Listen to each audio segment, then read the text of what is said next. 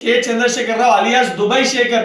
మీ అయ్యకి దుబాయ్ శేఖర్ అనే పేరు ఎందుకు వచ్చింది? ఈ రోజు కూడా గూగుల్లో దుబాయ్ శేఖర్ అని కొడితే pet name nick name of K Chandrashekhar Rao అని వస్తుంది. మరి ఆ రోజు దొంగ పాస్పోర్ట్ల పైన మీ అయ్య చేసిన ఘనకార్యం ఏంటి? అవన్నీ మర్చిపోయినావా? గతాన్ని మర్చిపోయి ఉద్దేశించి నువ్వు మాట్లాడుతున్నావు. ఏదైతే కుటుంబాల గురించి మాట్లాడితే గతంలో అడ్డగోలుగా డ్రగ్స్ని వినియోగించి తెలంగాణ రాష్ట్రంలో డ్రగ్స్ని అడ్డగోలుగా సరఫరా చేసిన ఒక చరిత్ర నీది. ఈరోజు సిగ్గు లేకుండా ముఖ్యమంత్రి గారి గురించి మాట్లాడుతున్నావు.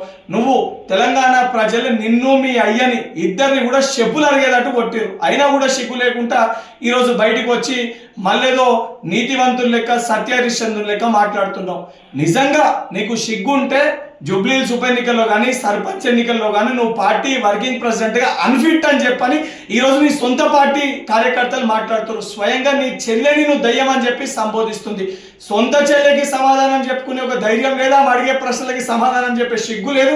ఈరోజు నువ్వు వచ్చి తెలంగాణ రాష్ట్ర ముఖ్యమంత్రి గురించి మాట్లాడతావా?